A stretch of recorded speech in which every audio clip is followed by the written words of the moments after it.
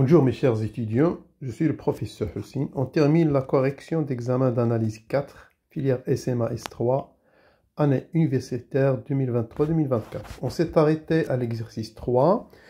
L'exercice 3 comporte 3 questions indépendantes. Dans la première question, on vous demande de déterminer le rayon de convergence de la série entière de termes général à n égale cos 1 sur n à la puissance n. Voilà donc question 1. Rayon de convergence de la série sigma de n supérieur à 1 de cos 1 sur n à la puissance n xn. Bien. Qu'est-ce qu'on fait? Bon, on va donc utiliser les développements limités. Regardez cos de 1 sur n à l'ordre 1, c'est exactement 1 plus... Bon, on utilise le x, c'est mieux. Cos de x, 1 plus taux de x carré. Et ln de 1 plus x, c'est exactement x à l'ordre 1, taux de x. Maintenant, je peux écrire le coefficient à n comme étant exponentielle de n ln de cos de 1 sur n. Et donc, en remplaçant cos 1 sur n, c'est 1 plus taux de 1 sur n carré. Et le développement limité de ln, c'est taux de 1 sur n carré. Ça veut dire que à n égale exponentielle taux de 1 sur n. Or,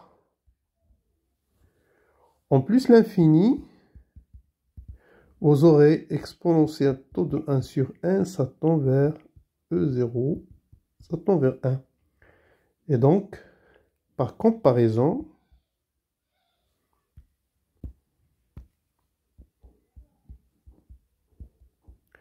le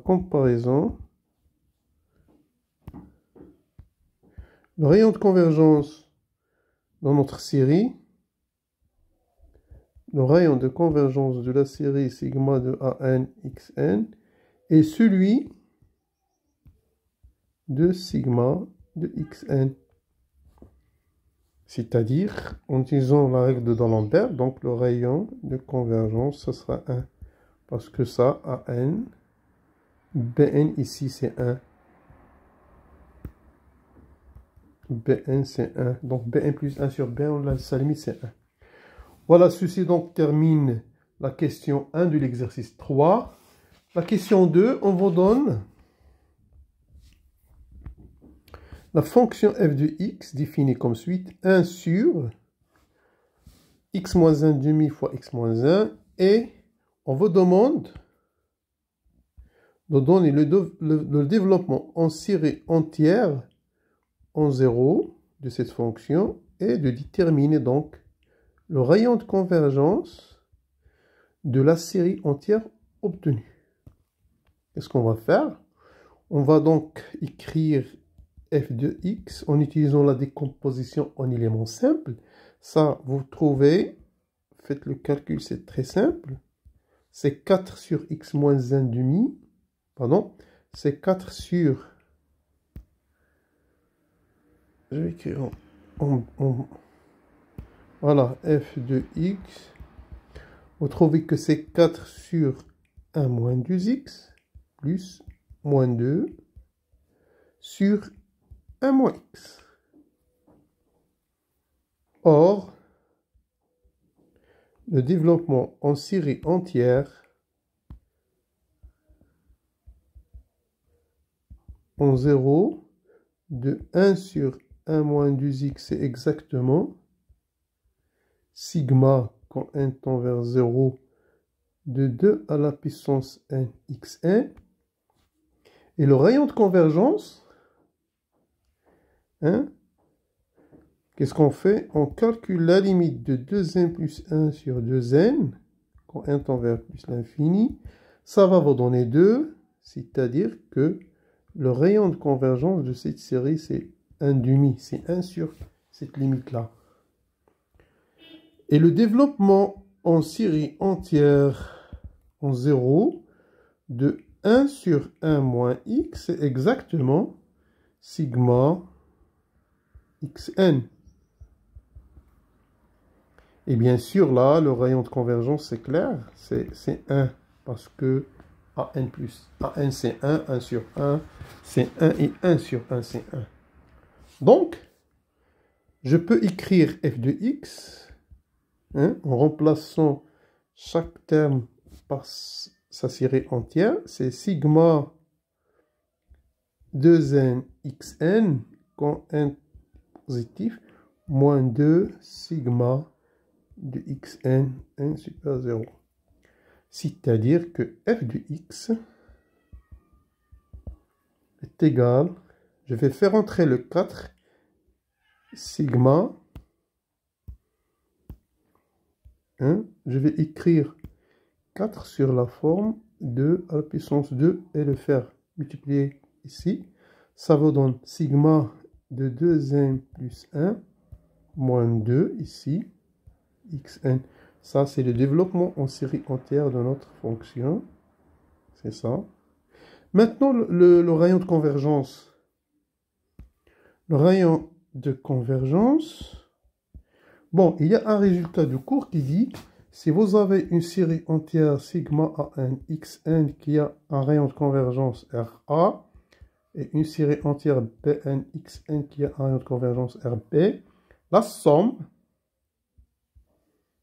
de an de ces deux séries entières, elle a un rayon de convergence R qui est supérieur au min de Ra, Rb.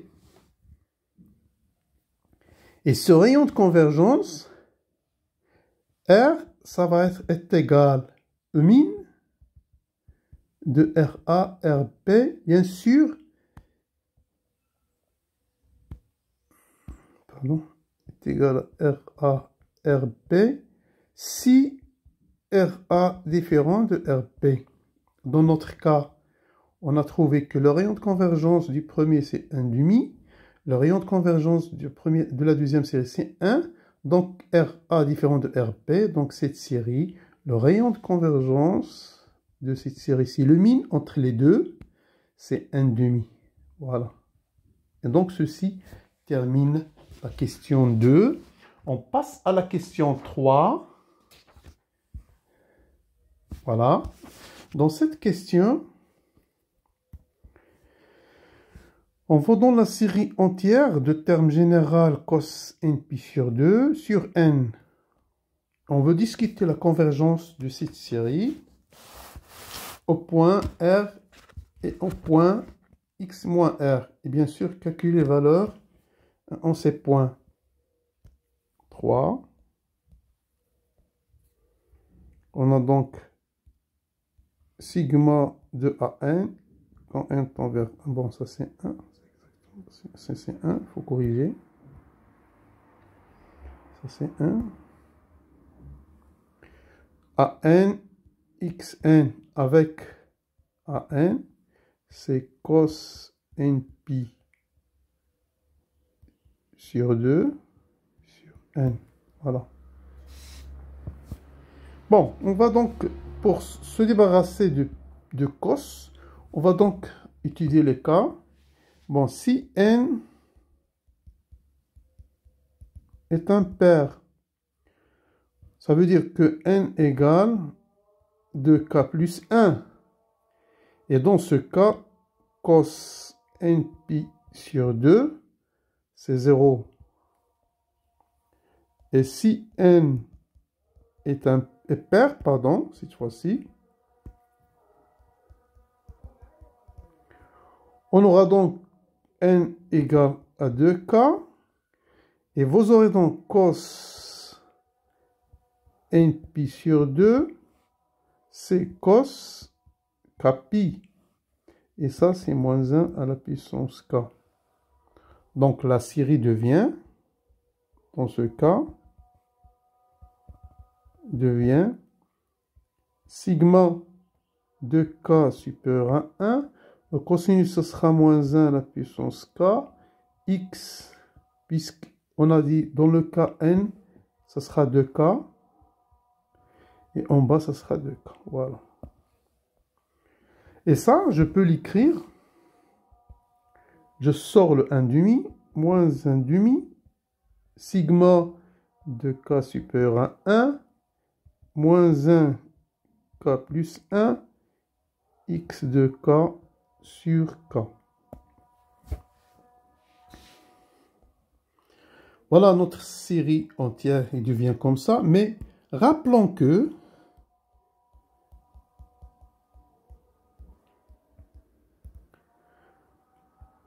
ln de 1 plus x est développable en des séries entières et elle est égale à moins 1 à la puissance n xn sur n. Regardez cette forme-là. Hein? Donc là, ça je peux l'écrire. Donc x de k, c'est exactement x carré le tout à la puissance k sur k. Et donc, notre série sera quoi?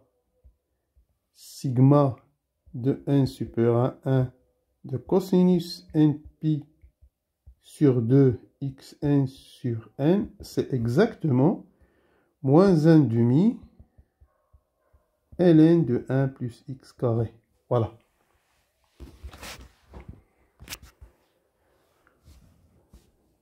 Bon, ici, le rayon de convergence, c'est quoi?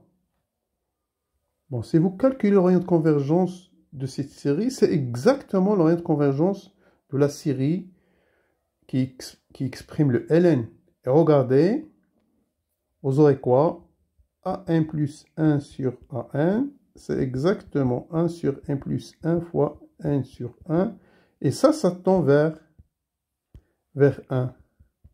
Donc, le rayon de convergence demandé est égal à 1. Maintenant, qu'est-ce qui reste? Il reste donc ça. Calculer ces valeurs en ces points, s'il existe. Bien sûr, on a montré que notre série, c'est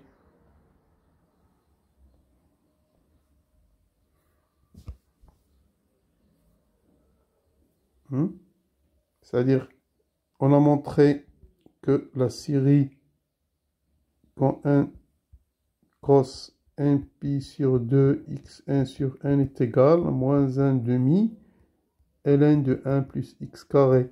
Et on vous demande de calculer cette série au point x égale à 1, x égale à moins 1. Ils auront la même valeur parce que, regardez, ça c'est x carré. Vous aurez donc sigma de n supérieur à 1 de cos nπ sur 2, hein, x à la puissance sur n. Ça sera quoi? Donc là,